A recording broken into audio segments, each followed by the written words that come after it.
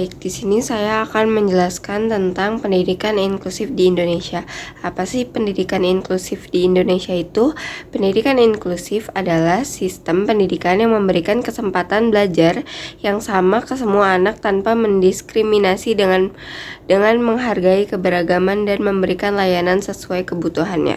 Yang pertama, saya akan membahas sejarah pendidikan inklusi di Indonesia. Yang pertama, awal kondisi pendidikan bagi ABK. Pada masa lalu, anak berkebutuhan khusus atau ABK dipisahkan dari anak lainnya. Pendidikan dilakukan di lembaga khusus atau terpisah seperti sekolah luar biasa atau yang disebut SLB. Sistem pendidikan ini masih sangat bersifat segregatif. Yang kedua, pengaruh dunia internasional. Deklarasi Salamanca tahun 1991 menjadi tonggak penting pendidikan inklusi di dunia. Prinsip Education for All atau pendidikan untuk semua menekankan hak setiap anak untuk memperoleh pendidikan yang bermutu tanpa diskriminasi. Selanjutnya, mulai diterapkan di Indonesia pada akhir 1990-an, awal 2000-an. Konsep inklusi mulai diperkenalkan di Indonesia. Beberapa sekolah umum mulai menerima ABK atau anak berkebutuhan khusus, seperti pemerintah, LSM, dan komunitas mulai mendorong sekolah inklusif. Selanjutnya ada landasan hukum. UU nomor 20 tahun 2003 tentang Sistem Pendidikan Nasional, pasal 5 ayat 1 Permendiknas nomor 70 tahun 2009 tentang pendidikan inklusif bagi peserta didik yang memiliki kelainan dan memiliki potensi, kecerdasan, dan atau bakat istimewa, menegaskan hak setiap warga untuk mendapatkan pendidikan tanpa diskriminasi. Selanjutnya, perkembangan hingga saat ini. Sekolah inklusi semakin banyak di berbagai jenjang pendidikan seperti PAUD, SD, SMP, SMA atau SMK, bahkan sampai perguruan tinggi. Guru mendapatkan pelatihan dan pendampingan. Dukungan kebijakan semakin kuat, masih terdapat tantangan fasilitas, SDM, kurikulum, adaptif, dan pemahaman masyarakat. Selanjutnya, saya akan membahas tentang perubahan paradigma dalam perkembangan pendidikan inklusi di Indonesia. Yang pertama, dari segregasi sampai inklusi. Dulu, ABK dipisahkan di sekolah khusus atau SLB.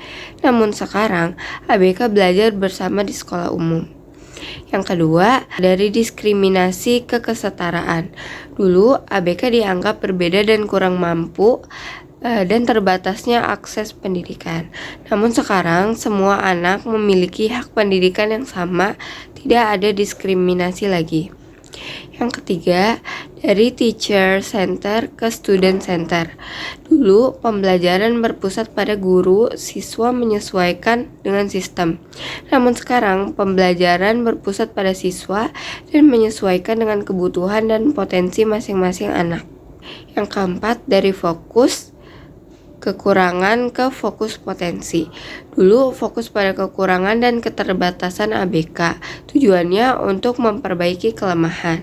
Namun sekarang fokus pada potensi, kekuatan, dan juga bakat, tujuannya untuk mengembangkan kemampuan secara optimal. Cukup.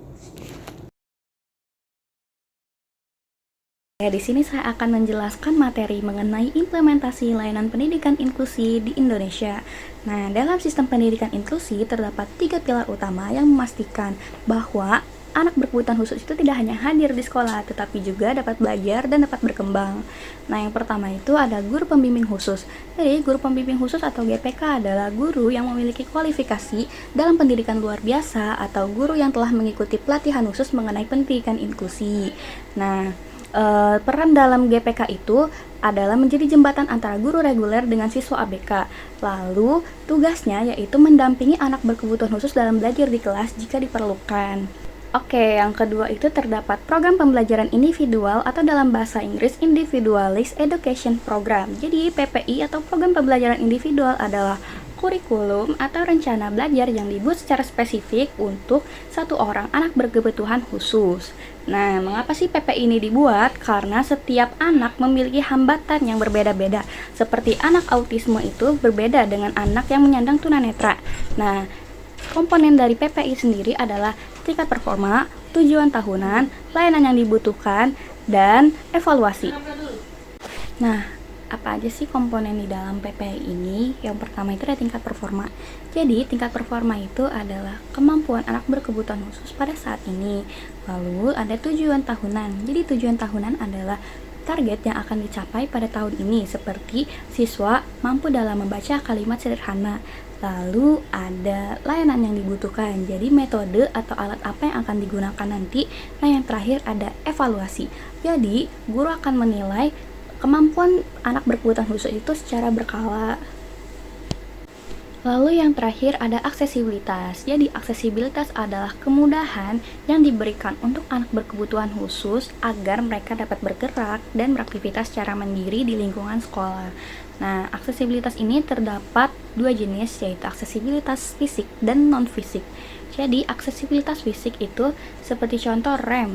Ya, rem itu adalah pegangan yang miring seperti tangga untuk pengguna kursi roda.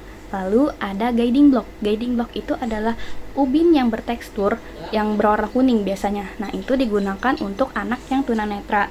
Lalu ada toilet difabel. Jadi toilet yang ruangannya lebih luas yang diadanya pegangan tangan atau handrail.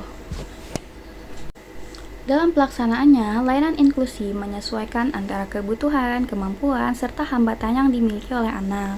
Oleh karena itu, terdapat beberapa model layanan pembelajaran yang diterapkan di sekolah inklusi. Yang pertama, ada model kelas penuh atau model inklusi penuh. Jadi, model kelas reguler atau inklusi penuh adalah model yang menggabungkan antara siswa reguler dengan siswa berkebutuhan khusus dalam satu kelas secara penuh. Nah, model ini bertujuan agar mereka itu saling memiliki sikap menghargai antara satu sama lain dan menciptakan keharmonisan. Nah, dalam model kelas ini juga, anak berkebutuhan khusus itu tidak termasuk dengan anak yang memiliki hambatan intelektual, sehingga dapat menyesuaikan pembelajaran di kelas secara penuh dan tidak ada perlakuan khusus yang diberikan. Nah, yang kedua adalah model klaster. Jadi, model klaster adalah model pembelajaran di mana anak berkebutuhan khusus itu tetap disatukan dengan anak reguler lainnya, tetapi dikelompokkan secara khusus dan diberikan guru pendamping khusus. Nah, peran dari guru pendamping khusus adalah membantu ketika ABK merasa kesulitan dalam belajar, memahami materi, serta beradaptasi dengan lingkungan sekitar, sehingga anak berkebutuhan khusus itu tetap mengikuti pembelajaran sesuai dengan kemampuan yang ia miliki. Yang ketiga adalah model pull-out. Jadi, model pull-out adalah model pembelajaran di mana ABK belajar khusus di ruangan khusus pada waktu tertentu untuk mendapatkan layanan yang lebih sesuai dengan kebutuhannya. Oleh karena itu, anak berkebutuhan khusus ditarik dari kelas reguler dan belajar di ruangan khusus dengan guru pendamping khusus. Pembelajaran model pull-out membutuhkan media, metode, serta strategi yang lebih sederhana yang disesuaikan dengan kondisi peserta didik. Nah, model pull-out biasanya dilakukan ketika peserta didik mengalami kesulitan di kelas reguler, sehingga membutuhkan pembelajaran secara tambahan secara khusus. Nah, yang keempat itu adalah model pull-out dan model cluster. Jadi, model pull-out dan model cluster adalah gabungan dari model pull-out dan model cluster di mana anak berkebutuhan khusus pada waktu tertentu belajar dengan teman-teman di kelas reguler lainnya. Pada waktu lain, ABK belajar di ruangan khusus untuk memenuhi layanan kebutuhannya. Model pembelajaran ini dianggap lebih fleksibel karena anak berkebutuhan khusus dapat bersosialisasi dengan teman-teman lainnya, namun juga dapat memperoleh pembelajaran khusus yang diberikan agar mendukung perkembangan sosial dan akademiknya. Oke, yang kelima adalah model kelas penuh. Jadi model ini adalah pembelajaran yang dimana memiliki ruangan tersendiri bagi ABK di lingkungan sekolah reguler. Nah, di dalam kelas ini terdapat sesama ABK. Jadi walaupun demikian, pada kegiatan tertentu seperti upacara, olahragaan, dan kesenian, ataupun kegiatan lainnya di sekolah, ABK tetap digabungkan dengan siswa reguler lainnya. Hal ini dapat menjalin interaksi dengan baik antara siswa reguler dengan anak berkebutuhan khusus. Oke, model yang terakhir adalah model khusus penuh. Jadi, model pembelajaran ini adalah di mana ABK belajar di dalam satu ruangan khusus sesama ABK lainnya, walaupun terdapat di sekolah reguler atau sekolah inklusi. Nah, model ini biasa diterapkan oleh siswa yang membutuhkan perhatian secara intensif atau layanan khusus secara penuh untuk mendukung perkembangan belajarnya. Nah, jadi di sini saya akan menjelaskan mengenai kebijakan penerapan pendidikan inklusi di Indonesia. Nah, di Indonesia itu sendiri penerapan pendidikan inklusi itu didukung oleh beberapa kebijakan dari pemerintah. Nah, salah satu dasar hukumnya itu Undang-Undang Nomor 20 Tahun 2003 yaitu tentang Sistem Pendidikan Nasional. Nah, dalam undang-undang tersebut tuh dijelaskan bahwa setiap warga negara tuh mempunyai hak dalam memperoleh pendidikan, termasuk anak-anak berkebutuhan khusus. Nah, pendidikan untuk anak-anak berkebutuhan khusus itu sendiri tidak hanya dilakukan di sekolah luar biasa atau SLB, tetapi juga dapat dilaksanakan di sekolah umum melalui sistem pendidikan inklusi. Nah, selain itu, di sini juga terdapat Undang-Undang Nomor 8 Tahun 2016, yaitu tentang penyandang disabilitas. Nah, undang-undang tersebut tuh menegaskan bahwa penyandang disabilitas itu mempunyai hak dalam memperoleh pendidikan yang bermutu di semua jenjang pendidikan. Nah, di sini juga pemerintah dan juga pemerintah daerah wajib untuk menyediakan aksesibilitas dan juga fasilitas yang mendukung dalam proses pembelajaran peserta didik disabilitas supaya mereka tuh dapat mengikuti pembelajaran tersebut tuh dengan nyaman. Nah, selanjutnya untuk pelaksanaan pendidikan inklusi di sekolah diatur lebih rinci itu sendiri dalam Permendiknas Nomor 70 Tahun 2009 yaitu mengenai pendidikan inklusif. Nah, peraturan tersebut tuh menjelaskan bahwa sekolah reguler tersebut tuh dapat menerima peserta didik berkebutuhan khusus dan juga sekolah tersebut tuh harus memberikan layanan pendidikan yang sesuai dengan kebutuhan mereka. Nah, sekolah inklusi juga di sini tuh diwajibkan untuk menyediakan guru pembimbing khusus atau GPK yang bertugas untuk membantu peserta didik dalam proses pembelajaran tersebut berlangsung di kelas. Nah, untuk penerapannya, pendidikan inklusi itu sendiri dilakukan dengan dua jalur. Nah, yang pertama itu ada jalur sekolah, yang kedua itu ada jalur pemerintah daerah. Nah, untuk jalur sekolah itu sendiri, di sini tuh sekolah menciptakan lingkungan belajar yang ramah untuk disabilitas. Nah, di sini tuh peserta didik khusus atau peserta didik berkebutuhan khusus itu sendiri, mereka tuh belajar bersama dengan siswa lainnya di kelas reguler.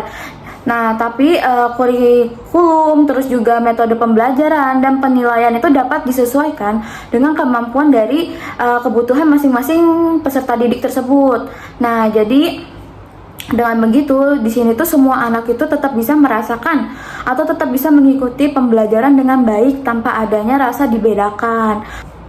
Nah, sedangkan untuk jalur dari pemerintah daerah, di sini tuh pemerintah daerah tuh membentuk kelompok kerja atau Pokja pendidikan inklusif. Nah, Pokja ini tuh bertugas khusus untuk membantu pengembangan pendidikan inklusi di daerah seperti melakukan pelatihan guru, terus juga ada sosialisasi kepada masyarakat, terus juga ada penyusunan regulasi daerah, terus juga ada monitoring dan juga evaluasi mengenai pelaksanaan pendidikan inklusi di sekolah-sekolah. Nah, dengan adanya kebijakan pendidikan inklusi tersebut, nah di sini tuh pemerintah tuh berharap semua anak di Indonesia itu dapat memperoleh kesempatan pendidikan yang sama tanpa adanya rasa diskriminasi atau dibedakan. Nah, pendidikan inklusi ini juga bertujuan untuk menciptakan lingkungan sekolah yang dapat menghargai keberagaman, terus juga menumbuhkan rasa sikap toleransi, dan juga dapat membangun masyarakat yang lebih ramah dan juga masyarakat yang lebih baik terhadap penyandang disabilitas itu sendiri. Oke teman-teman, selanjutnya ada peran BK dalam pendidikan inklusif di Indonesia dan mengaitkan pendidikan inklusif di Indonesia dalam layanan BK teman-teman. Nah, jadi bimbingan dan konseling atau BK memiliki peran penting dalam pelaksanaan pendidikan inklusif di Indonesia. Karena dalam pendidikan inklusif, peserta didik berkebutuhan khusus atau anak ABK ini belajar bersama siswa reguler di sekolah umum tanpa adanya diskriminasi teman-teman. Oleh karena itu, layanan BK tuh benar-benar dibutuhin untuk ngebantu seluruh peserta didik gitu teman-teman agar bisa berkembang secara optimal baik dari aspek pribadi, sosial, belajar maupun karirnya.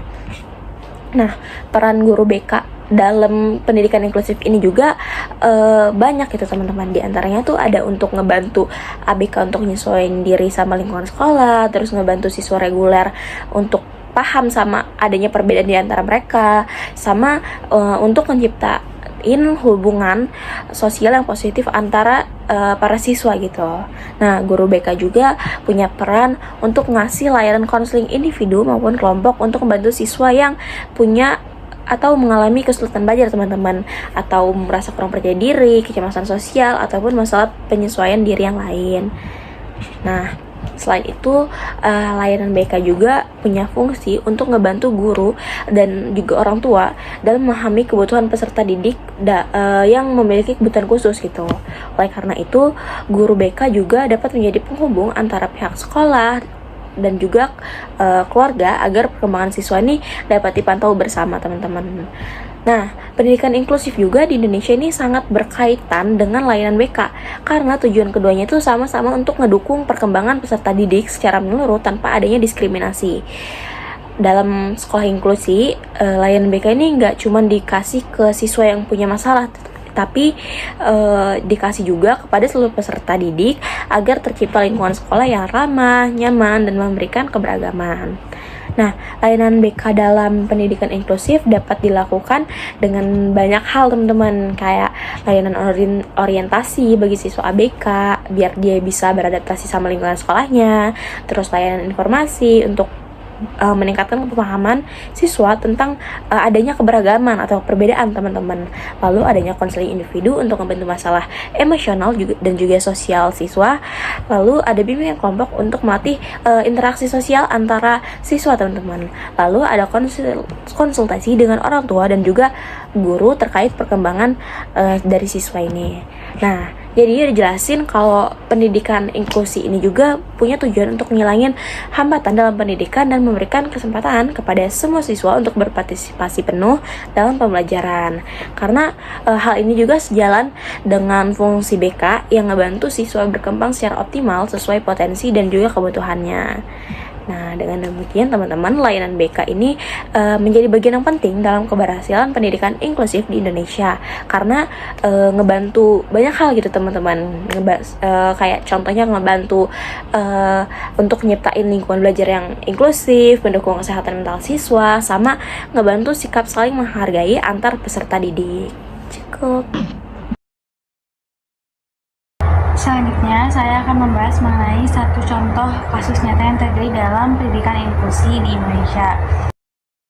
Oke, jadi untuk kasus yang kami bawa yaitu kasus yang terjadi pada tahun 2024 lalu di Depok, di mana terdapat seorang siswa berkebutuhan khusus tipe autisme ringan di SMP Negeri 8 Depok berinisial R, berusia 15 tahun yang diduga menjadi korban bullying di sekolahnya. Nah, akibat dari perundungan tersebut atau bullying tersebut, korban itu sampai melukai dirinya sendiri dengan memukul kaca atau melakukan self-harm. Menurut sumber yang kami baca, jadi pada saat itu sedang melakukan upacara bendera. Nah, korban itu mengalami perundungan fisik, yaitu pemukulan, ditendang dari belakang, serta dilempar batu hingga mengenai matanya. Menurut keterangan ayah korban, pada saat itu korban berinisial R ini hendak mencoba untuk membalas, tetapi tidak bisa. Dan karena memang tipikal anak ini adalah tipe autisme ringan, jadi dia itu melampiaskan amarahnya dengan memukul kaca, yaitu kaca jendela kelas, begitu menurut keterangan ayahnya. Nah, akibat dari memukul kaca ini, urat jempol tangan kiri R itu hingga terputus dan hingga akhirnya dia dibawa ke Rumah Sakit Bayangkara Brimob Kepala 2 Depok untuk menjalani operasi. Berdasarkan sumber yang kami baca, pihak sekolah itu tidak melakukan konfirmasi ke rumah sakit dan lambat ketika mendatangi orang tua korban. Kan sebaiknya apabila terjadi hal-hal demikian, sekolah itu bisa tanggap, bisa cepat untuk melakukan konfirmasi ke rumah sakit dan juga mendatangi orang tua korban. Nah, selain itu, berdasarkan sumber yang kami baca juga, orang tua dari korban R yaitu ayahnya, lebih tepatnya ayahnya, pada saat itu menyampaikan bahwa ia sangat menyayangkan pernyataan kepala sekolah yang terkesan menganggap sepele permasalahan tersebut gitu. Jadi menurut kesaksian dan pernyataan dari ayahnya, Kepsek ini terkesan menganggap ringan permasalahan tersebut dan menganggap bahwa peristiwa yang menimpa R ini hanyalah masalah yang biasa. Nah, tentunya hal tersebut tidaklah etis, tidaklah baik untuk diucapkan seorang guru, khususnya Kepsek. Tidaklah profesional, tidak bijak gitu untuk menyampaikan hal tersebut kepada orang tua. Begitu. Bahkan Kepsek juga tidak menyampaikan permohonan maaf atas peristiwa yang terjadi pada anaknya. Hal itu tentunya membuat sang ayah dari korban ini sangat kecewa gitu. Oke, jadi kalau misalkan dianalisis, itu sebenarnya permasalahan atau kasus tersebut itu tidak hanya berakar dari anak-anaknya yang ngebully gitu ya, anak-anak yang ngebully saja, tapi juga yang perlu kita perhatikan adalah dari sistem yang ada di sekolah tersebut. Apakah guru-gurunya memang sudah memberikan edukasi terhadap siswa-siswanya mengenai bullying, terus apakah ada pengawasan yang memang betul-betul ketat terhadap bullying ini, lalu apakah ada upaya dari guru BK untuk mengecek kondisi siswa-siswanya melalui asesmen mungkin atau konseling gitu mengenai permasalahan-permasalahan yang terjadi, karena memang kadang korban bully itu tidak bisa menyampaikan secara langsung apa yang mereka rasakan gitu, apa yang telah mereka lalui. Tapi untuk itu pasti bukan hal yang mudah gitu, tapi ada baiknya guru BK itu berupaya untuk menggali permasalahan yang ada di sekitar anak-anaknya gitu.